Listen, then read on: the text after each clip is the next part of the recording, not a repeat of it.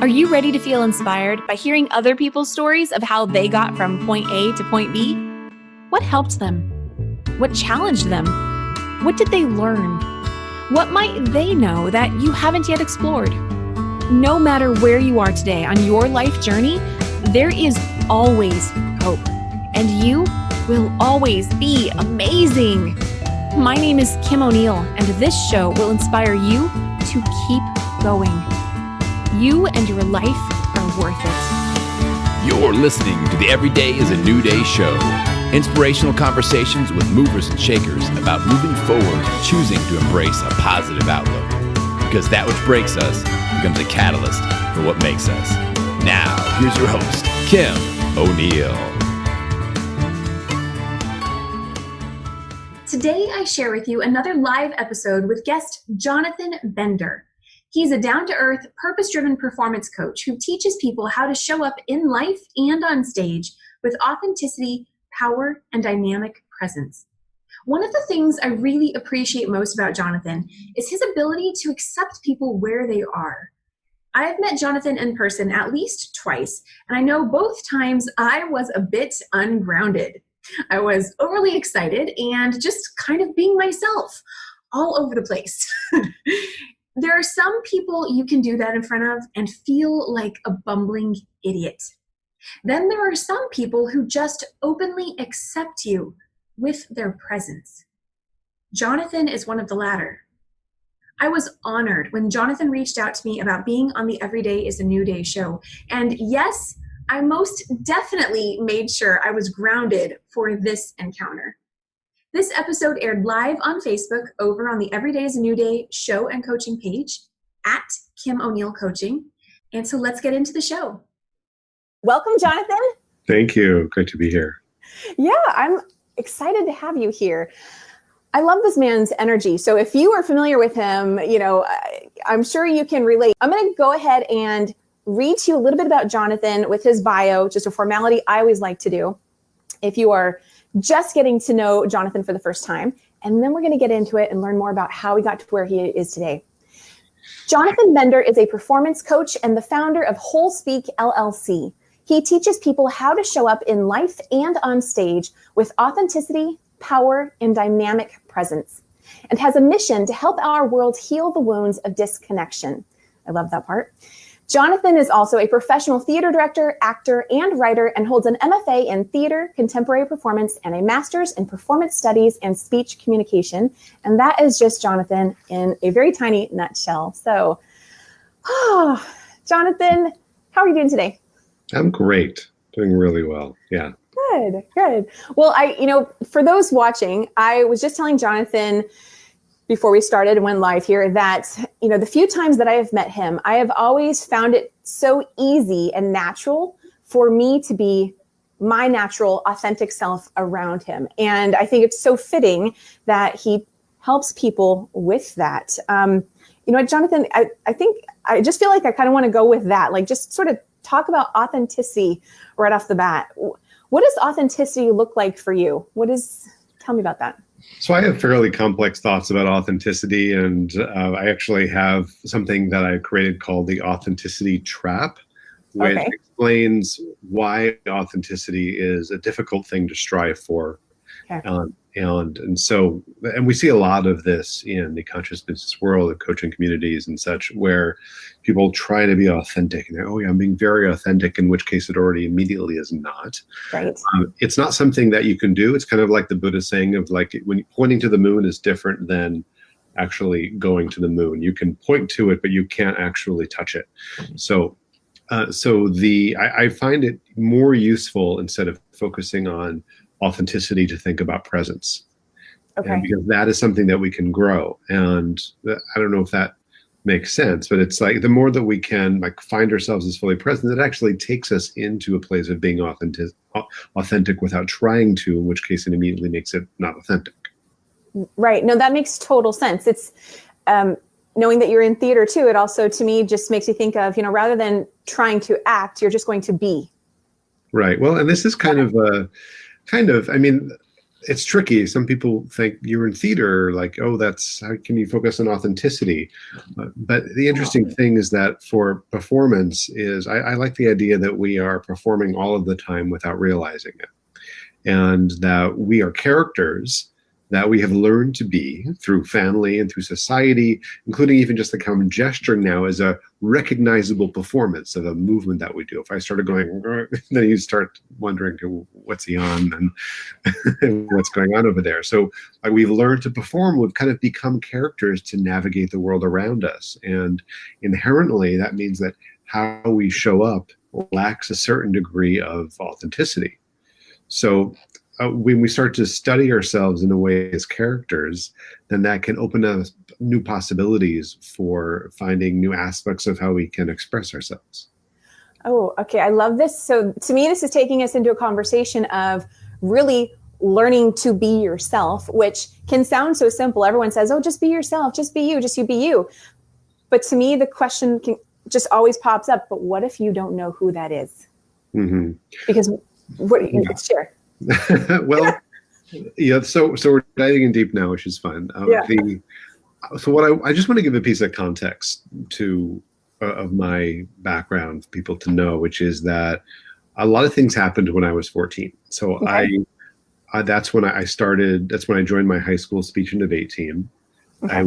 I was not a natural. I was incredibly shy and introverted. I was very disempowered. I wasn't someone, I was by no means popular. I did not feel like I had a voice, and I was compelled to do so. And I soon after then started doing theater, and I was competing in these acting type events. I kind of just fell into it unintentionally. I also had a spiritual awakening when I was 14. And so that, which then continued, and I've been a very dedicated spiritual path now for most of my life. And the reason why I think it's important to have both of those pieces of context is that for me, that self-expression, that finding my voice was about this level of discovery of who I am. But the spiritual part of it meant that I didn't believe in the appearances of things as valid or real necessarily. I think that this is how reality appears and how we've learned to navigate it, but this isn't the essence of who we are. So I mention this now because now that it's been a very long time of studying speaking and performance, and also my own kind of spiritual path as well, is that when we stop believing that we can try to act in a real way, we have to actually look at what's underneath that or what's past that. So I'm looking at what is someone's real essence of who they are. And that's one of the things that I consider one of my gifts, is being able to see how they are coping, how they're navigating, how they're performing in the world and speaking, and then what is their actual essence. And you can't fake essence. You have to be able to strip it away and to relax and open to let that essence of yourself shine forth. So part of the method of how I teach speaking is, how do you de-armor? How do you learn to be more vulnerable and open so that the real you, the real essence of who you are, can shine forth into the world? Does that make sense? Oh, it totally does. I love how deep we went already. This is awesome. So okay, before I ask you, how do you help other people discover their essence and all of that? Mm-hmm. Yeah. What did you discover about your essence? How did you unearth that within you? Oh gosh. I guess it's a combination of the things that I just said. I think a lot of spiritual and personal growth and a lot of modalities in there, but also that through the work I did as an actor and speaking, was starting to discover more of who I am. Mission that I think most people don't have. We have to kind of act and behave within certain boxes, and this is different for women than it is for men. I have new workshops on self-expression I'm actually doing for men who have kind of a different set of problems in a way than a lot of women do. And at the same time, a lot of these things are fairly universal as well. So it was learning to be okay with emotions and anger and acting and playing, and so I could do that on the stage much more freely when I was young than I could do in everyday life. So that was a level of awakening of just how to use my voice in different ways and how to act and how to play. And that actually, for those who are on the spiritual path, that actually opens up energies and helps us access a wider range of expression of who we are. And so that's really what I went through in that process as I was also on that spiritual path. And this is really like decades of it. And I consider it to be an ever unfolding process that we can continue to kind of unlock and unleash and claim more of our range and who we are. So did I answer that directly enough? It was an awesome answer. Whether direct or not, it was an awesome answer. I want to ask our audience today, what does essence mean to you? As you think about that and, uncovering your essence, does that resonate with you? Do you feel you know what your essence is, or what's been your journey to discovering your essence? I would love to hear more from those watching. But Jonathan, I can relate to that because I did a lot of theater when I was younger and into my 20s. And so I know that from my own experience that theater or performance, acting, self-expression, modes of self-expression can be therapeutic. And it sounds like you're describing a little bit of that. Does that? Yeah. There's ways in which when I would say you could say therapeutic, but you also could say that it like literally is a modality of awakening and unlocking more of who you are. So that's how I approach it. And so even like when I'm teaching speaking, there's embedded into it acting, voice, and movement techniques to discover like the range of who we are. And most people have no idea of that level of range, or we think, oh, that's not appropriate in everyday life. And so the more that we can do that, I think that that is a way that we can kind of very playfully progress on the path of self-discovery and growth. So, okay, Jonathan, so it's only been like 11 minutes and I feel like in many ways we've already covered, okay, a little bit of your story and then what you teach. And it's like, we could in some ways end right now, but we're not doing that because we have to go deeper. We have to. There's a lot more we can say about it. Yeah. Well, so then let me just ask you, like, what's bubbling up for you? What more do you want to share right now? Yeah, I want to talk about presence. Okay. And from a few different angles. So, and I want to talk about it for a couple of reasons. First of all, in terms of speaking, is that people think it's something you have or you don't, and that's really not true. Okay. And also, I think that presence is something that, especially in today's world, is dramatically missing. And you can tell that through the level of reactivity that is quite dominant in the United States and certainly in other parts of the world as well. But I'll just speak for here since this is where I live and have the most exposure. Whatever your political beliefs, is that if you look at what has happened with the Trump administration, that the level of like bullying and attacking is that it has turned people into the fight, flight, freeze response, is that he is in the fight, constantly fighting and attacking constantly. And of course, there's no vulnerability is not exactly Trump's strong suit.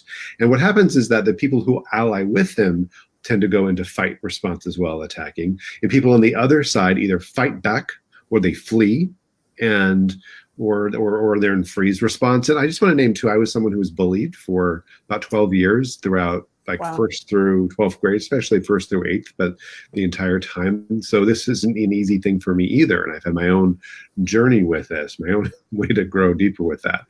And so because we have that level of fight, flight, freeze, that is a state of reactivity. And when we are reactive, we are not in a state of presence. So now the same skills that can help us respond to presence in these types of situations and in life are also the same things that can help us when we would like to speak or do that more in professional circumstances. So what I'd like to do is just define presence in a couple of ways. So first of all, in a very basic sense, presence is being present. And that means you're present physically, that you are in your body and not fleeing to your head or kind of being reactive emotionally. It's being physically present. It's being emotionally open and present. And you can be receptive. It's also being like mentally present with what exactly is going on instead of having our mind flee into whatever our fantasies are, or the stories that we get wrapped up in. And there's also an energetic quality of presence that we can grow as well. Okay. So another way that I like to define presence is that it's being like deeply relaxed and comfortable, and also very connected. And I have found that when my clients, people in my programs, or for myself even, are able to just learn to really relax and to find their breathing, and they're really connected both with themselves and with the people they're talking to, that creates tangible presence. Now, that level of comfort is antithetical to being in a fight, flight, or freeze. That is not a relaxed state. So unless you have gone into collapse, which is kind of because sometimes it's put into fight, flight, or freeze. So then it might masquerade as being relaxed, but it's not. It's kind of more dissociated. So one of the things that I have a passion about right now is teaching this level of presence and centeredness that I often do for speaking, but much more for how do we navigate the world around us these days so that we can respond much more effectively. And whatever you would like to further in the world, you can do that a lot better from that place of being at center with yourself. Oh, this is awesome. Thank you for sharing all that. So I feel like we're getting an education already on presence, and really helping me to think of stage presence in a different way, about really being present in your body on stage. And another way that I think of this, or how I interpret what you're saying, is being grounded, grounding your energy, which is something I've had to work on. I know you've experienced me when I'm not. And Yeah. Thank you for laughing at that. But yeah, no, I love this. So we are getting some awesome comments from today's live audience, and let's just take a moment to look at these. So I asked earlier about what does presence mean for you, what comes up for the audience. And Sybil is saying, essence for me is what is at my very core and drives my passions. I love that. And Jonathan, feel free to share any thoughts on these as I go. Yeah. Well, I just want to kind of say that essence is a fairly subjective term. It's within the spiritual work I do, it happens to be used a lot, but you can say your real self beyond your idea of who you are. You could call it your higher self, but it's really like, what is your true core beyond the personality, perhaps even, and how does that shine forth? And that's often a process, I think, of stripping away more than it is of trying to say, yeah, it's me, and identify with that with kind of like a fake essence self is what I would report. Okay. I love also what Anna's saying. She's saying presence, always a practice for me. And would you agree with that? I mean, I know for me, like, grounding is something I need to regularly practice. So I can relate to that, Anne, for sure. Well, it is. And it's something that we consistently have to return to, and it's like you're either being present or you're not. But it's I think we have this idea of like, when I like spiritually evolve and this is just going to be like, no, it's something you consistently return to and do. And you can also train yourself to be more present. At this point, for me, it's not hard to go into it pretty deeply, but if I want it even more on, then I'm going to be activating those practices far more actively. Well, will you share with us what's something you can do in the moment if maybe you are in a political debate or conversation or any other place in your life where you start to feel thrown off and need to get present in your body? What's an exercise you might guide your students through? Yeah, or for stage. So for speaking is the first thing is like to get present. So if we just go through kind of what I outlined before, is you can stretch, like get in your body, shake it out. And if you're super activated, it may need a little bit more. If you might want to do some like a whole bunch of like running or push-ups or whatever it is or yoga, that's enough to like get yourself out of the reactivity state to get physically present in your body. You can also slow it down and do more of like a somatically. Right now, if people who are watching, if you're just taking a deep breath, and if you are just kind of find your breath, and if you know how to breathe diaphragmatically, it's one of the first things I focus on is just breathing and slowing down the sensation. And then you might notice what your skin feels like, and the air against your skin, and your clothing against your skin. And then imagine that you're feeling the weight of your body and getting it get a little bit heavy as you continue to take some nice deep breaths.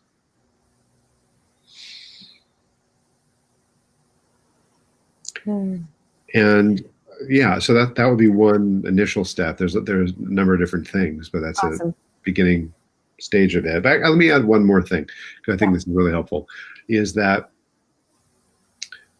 we are not present is always being present to something. And I talk more about this in the authenticity trap. I'll give a link later for it. But is that you're being present to yourself. You can be present to others. And so if you change the attitude from what might subconsciously be protection to curiosity. Can you say more about that? Yeah. So often we immediately go into, oh, I see this and this means that. It could be, I feel a twinge in my shoulder and that's pain and that's bad. Okay. And so our mind jumps in and judges it. Or we are assessing those around us. Is this safe or not? Do I need to defend myself? Can I relax and open? And we basically give away our power because we are letting the circumstances and the environment determine whether we are present or not. And what's powerful instead is you find that level of being centered and present regardless of what is happening, or especially when it is challenging. So if you can just get curious, first of all, about yourself and start to notice oh, what's the sensation right now? What's the emotion? Oh, that's interesting. That's a thing, rather than getting wrapped up in what it means. And instead, right.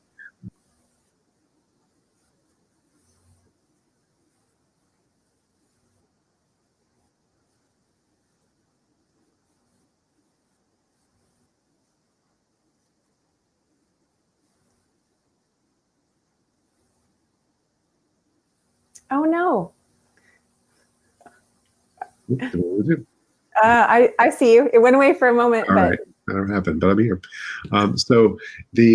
If you just be more curious, I wonder, what's going on for them? And and you start to read between the lines, not to figure it out, but just really wondering, who are these people and what's happening for them?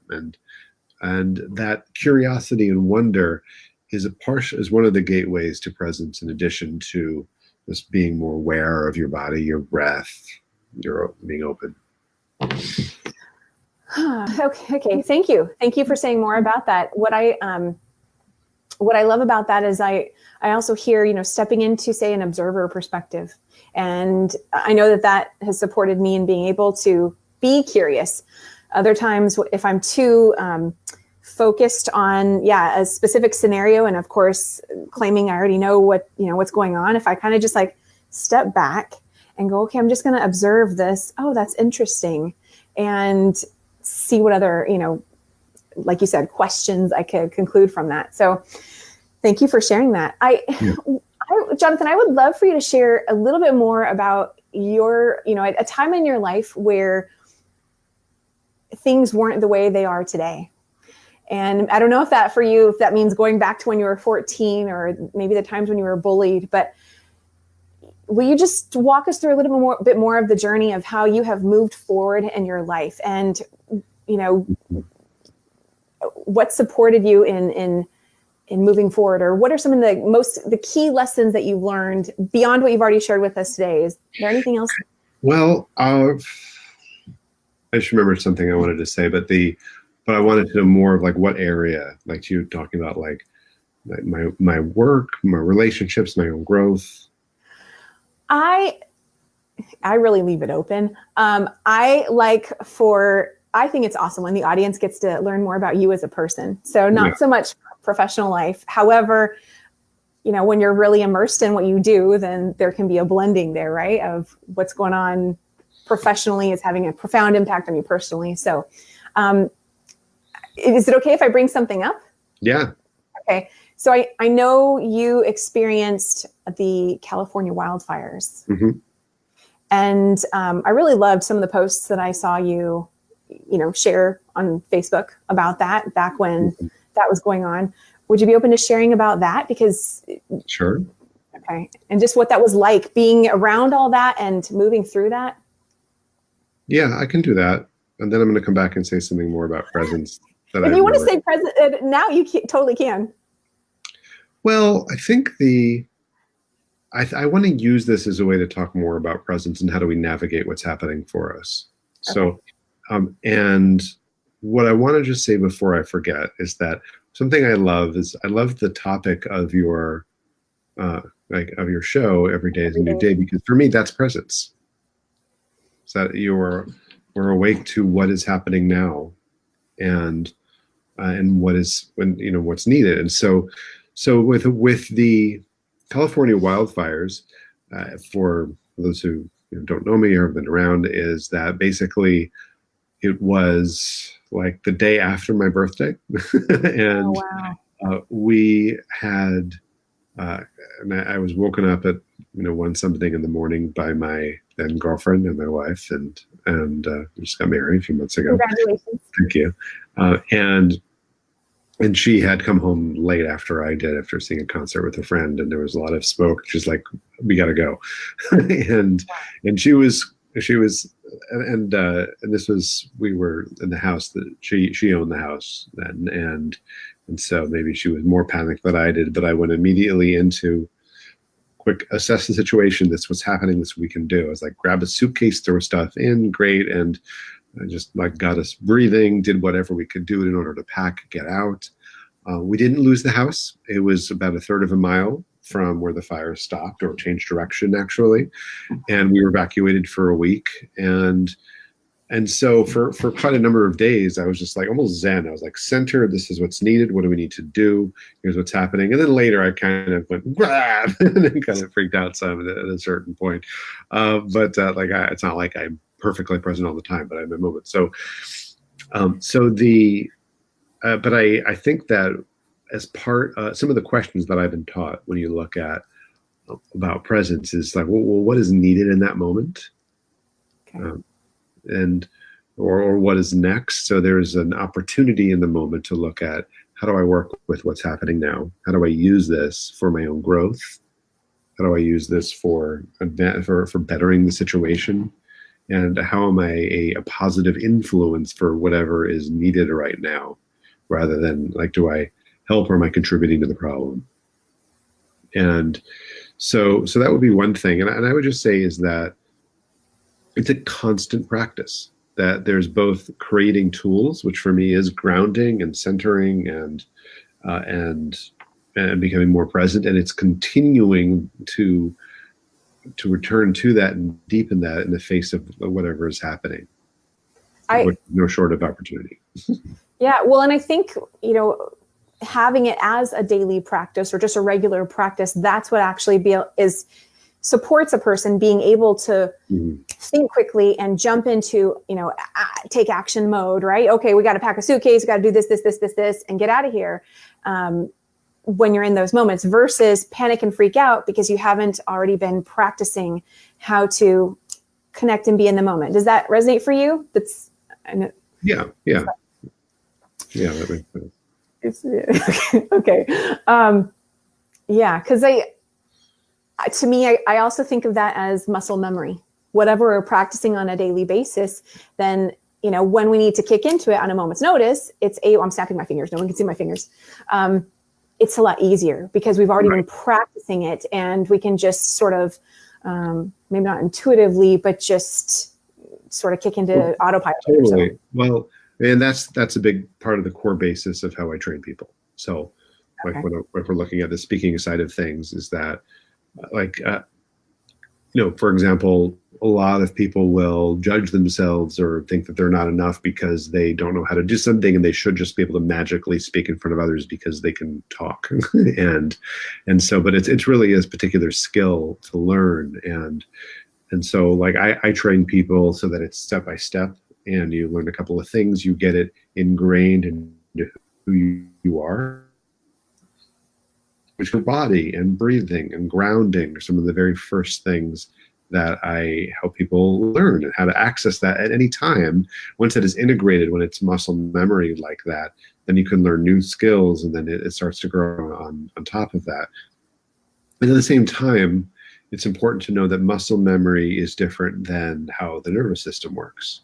So it's like how, meaning like we can get it ingrained, but the nervous system will fire in reaction, and the nervous system is about like assessing, is there a threat or how to respond. And so where those two things interface, I think, is where like skills and confidence come in. Awesome. You recently posted online this really awesome deal that you were offering people to be able to join your group program. And will you share with us, because I got the sense that really just came out of like the kindness of your heart, really wanting to be able to help people. And will you share with us what that was like? Because I know it kind of had a unique twist on it. But it was cool to hear you share about that online as well. Yeah, sure. I'll give it a point of reference. So what we're talking about here is my main online training, which is called Claim Your Voice, Speak with Power and Presence. And this is a 10-week training that's self-paced. You go through it at your own rates. People take longer or slower. It does have live support with office hours and coaching support as well. That's all taking place online. I've had this for a number of years. It's in the 3.0 version now. I've had about 400 something people go through this program, and people always really rave about it. It's both the inner work of claiming your voice as well as outer professional speaking skills, and very, very thorough. Nice. ClaimYourVoiceNow.com is the main site. If you want to get a sense of what I'm talking about, not Claim Your Voice, Claim Your Voice Now. Okay, ClaimYourVoiceNow.com. Yeah. So I used to have, so it's normally $2,000, and I've had a lot of people go through the training, and I often used to market it a lot through webinars. I just got tired of the webinar model, and it stopped resonating for me. So I stopped doing those over a year ago now. And I occasionally have people who contact me and end up going through this, but it's a really powerful program. But more so, it's not just for speaking. It's about exactly what we're talking about with presence and reactivity. And I got tired of feeling like people had to sometimes sacrifice a fair amount to afford it. And at the same time, recognizing like I didn't want to just drop the price to nothing, because it actually cost me a fair amount to run and to keep going. And I put in a lot every year to keep it just working up to par. So what I felt called to do was I offered scholarships that were essentially income based, with a number of different payment plans, and individually offering scholarships for this, so that anyone and whatever their income level could come in. So we've just enrolled over like 50 people have just started the training at basically a sliding scale for what they're able to do, which is awesome. Very cool. And so we have there are requirements I made for the scholarship, like you have to use your voice to say something positive in the world, and not just be angry about it, but how are you going to inspire change? Is this one of the essential scholarship terms? So and I'll say too, is that like right now the scholarship process is closed, but people are welcome to check it out, and I will have probably another round later. So wow, very generous of you. Thanks. Yeah. But I want to share the work with people because I know that it's transformative, and let it be accessible. So. Well, I love the positive aspect of it. It's not just here, you're going to get something at a low cost and then, go through it at your own pace and whatever. Like you're contributing to more positivity in the world, not just by, of course, supporting them and whatever they can afford, but also taking it beyond that and supporting them to be able to use their voice for good. Right. Yeah. I mean, it's really important. And I'll say too, is those who usually love what I do are those who are on some sort of growth path, because my work has a lot of transformation that's embedded, and people who just want, quick, tell me how to gesture. Not that I don't talk about gesturing or train that, but if they just want the technique and no level of depth of like finding their own voice, then that's not the right person. So. Got it. Okay. So we are getting towards the end. Jonathan has done such a great job of really capsulating so much in a nutshell. Jonathan, is there anything else you would like to share with the audience about the work that you do today, or your perspective on moving forward and choosing to embrace a positive outlook? Yeah. So All right. The first thing I just really want to be able to impart to everyone is that your voice matters. And if you don't say anything and you're withholding, that is a negative contribution. Is that we have the opportunity to be able to speak up and to be able to support those who are disadvantaged, those who are marginalized or oppressed in different ways. And we have the opportunity to be an inspiration. That it's really important to decide what's the intention of what's the impact that we would like to have, and to really anchor ourselves in that rather than in the more common, being freaked out or pissed off of whatever is happening. And so I just really want to reinforce that your voice really matters. So that's number one. So does that imply, do you feel that people don't use their voice because they think it doesn't matter? Or are there other reasons you think people might not be using their voice? I think they think it doesn't matter, or they are in just like angry, and I guess it's a very common thing right now. So not thinking it doesn't matter is a type of collapse. And I really like to urge people to know that you can change the world around you, even if it's that by not like pretending that there's no anger or there's no things, but or no reactivity, but to take that as an opportunity to center, to relax, to find our own voice, and to really look at who do we want to be, how do we want to be in the world, what type of influence do we want to be? Absolutely. I think it comes back to realizing that there is a choice. There is a choice on who we choose to be in the moment. There is a choice on how we choose to respond to whatever's going on. And it doesn't mean it's easy. No, it does not. It's a practice. It's a practice. Yeah. And it's a choice to say, okay, yesterday or that hour or that minute was hard, and what do I want to create next? And being realistic about it, and to really choose.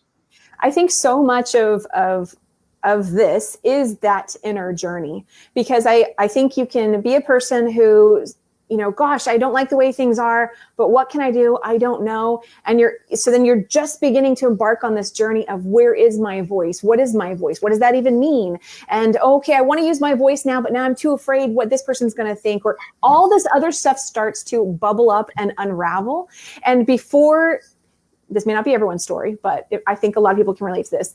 Before you ever get to the place where maybe you actually can use your voice, feel like you can speak up, say something, do something, there's all this inner work going on, all of that healing, all of that releasing, all of that learning to be grounded and present, and all of that stuff that is part of the process. So if you're in that, I think it can be easy to actually dismiss that and think something's wrong with me. I don't know why I can't do this right. It's a combo, because the other thing, sometimes people say, well, I've done my work, I'm spiritual, and I can just get up there and make an impact. But if you actually don't know skills, and you don't know how to craft a good talk, or know like how do you be persuasive, and also like, and how do you be in your power, and we want you to be in your power. And that's not power over, but we want you to have that full expression of who you are. And so you really help people not just be able to speak on stage, but be able to speak up more in their personal life, professional life, even if they're not an actor. Is that correct? Of course. Yeah. Just making sure that's clear to everyone watching or listening. It's both. People do the work for different reasons. Yeah. Wonderful. Yeah. Jonathan, go ahead. Oh, I was just going to say too, is that like, if for a good place, if people want some more resources, I have a free course that you can check out, which the first video in that is the authenticity trap that I mentioned before. Okay. So that's yourtruevoice.org. And this is not the 10-week training. This is and it gives you some good concepts that you can start to like dive in with and play with, and talks about things like authenticity and confidence, and just like kind of getting that speaking side of things.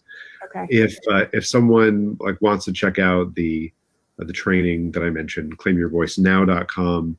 If they want to do if they're interested, if they are lower income, you can also go to yourtruevoice.org/scholarship. As I said, the process is pretty over at the moment, but we will be reopening it at some point. They can check that out too. Awesome. Are there any parting words you would like to leave the audience with today?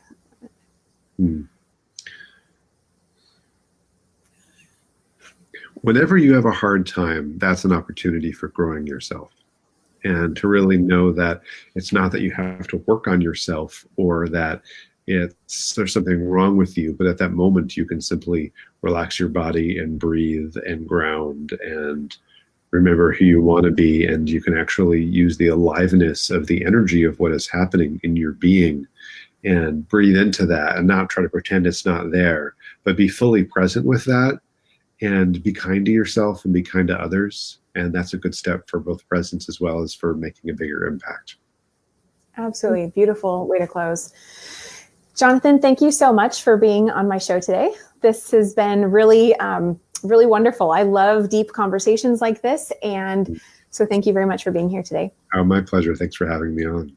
Absolutely. And thank you to all those who are with us live here on Facebook. Remember, wherever you are today does not have to be where you are tomorrow. Every day is a new day. Jonathan gave some fantastic skills to be able to bring yourself back into that present moment, to be able to experience that new day.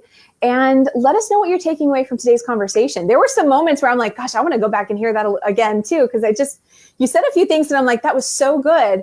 And I'm not totally sure I caught all of it at the moment. So I'm going to even rewatch it and just take it all in. But thank you for being here. Remember that we are also on iTunes as well as over on YouTube. And I hope that you are kind to yourself. Be kind to yourself and be kind to others. And like Jonathan said, everything that presents itself is an opportunity to bring more positivity into the world. You may not have said that verbatim, but that's what I'm taking away. So It worked. Okay, it worked. Good. Have a fantastic rest of your day, and I'll see you next time. Bye for now. Thank you for listening today. If you found value in this episode, be sure to rate and review it on iTunes and subscribe so you can continue to be inspired and feel supported on your journey forward. Remember that every day truly is a new day. The more you practice saying yes to yourself, being open to your life's gifts through your lived experiences, the more you find yourself in the rhythm and flow of life. And that's just the beginning of how much more beauty is ready to unfold for you. Subscribe to the Every Day is a New Day show on iTunes and connect with me after the show over on Facebook on the Every Day is a New Day show and coaching page, where I also go live with many of my guests on Wednesdays at 6 p.m. Pacific Standard Time. Or follow the show on Instagram at Every Day is a New Day show. Let me know what you're taking away from today. I'd love to know. I'm your host, Kim O'Neill, and I look forward to connecting with you next time.